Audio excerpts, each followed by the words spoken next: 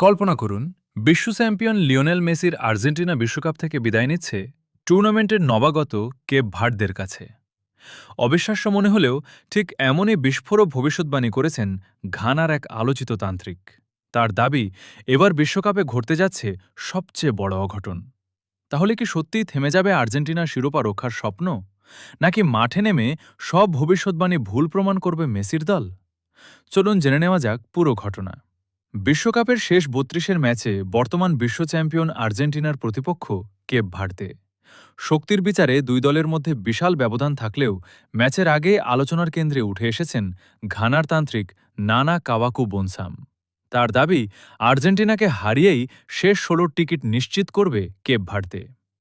এই মন্তব্য প্রকাশের পর থেকেই সামাজিক যোগাযোগ মাধ্যমে শুরু হয়েছে তুমুল আলোচনা। এর আগেও তিনি ইংল্যান্ডের বিপক্ষে ম্যাচের আগে হ্যারি কেইনের ওপর কালো জাদু করার দাবি করেছিলেন। কাকতালীয়ভাবে সেই ম্যাচে কেইন গোল করতে পারেননি। পরে তিনি আবার দাবি করেন এবার সেই প্রভাব সরিয়ে নেবেন। আশ্চর্যজনকভাবে পরের ম্যাচেই গোল করেন কেইন, আর নতুন করে আলোচনায় চলে আসেন এই তান্ত্রিক।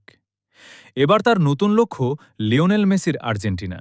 তবে ভবিষ্যৎবাণী আর বাস্তবের লড়াইয়ে কে জিতবে তার উত্তর মিলবে আগামী ৪ জুলাই মায়ামির মাঠে। ভিডিওটি ভালো লাগলে অবশ্যই একটি লাইক দিন, কমেন্টে জানিয়ে দিন আপনার মতামত। আর বিশ্ব ফুটবলের সর্বশেষ আপডেট সবার আগে পেতে ওয়ার্ল্ড নিউজ টিভি চ্যানেলটি সাবস্ক্রাইব করে বেল আইকনটি অন করে রাখুন। ধন্যবাদ।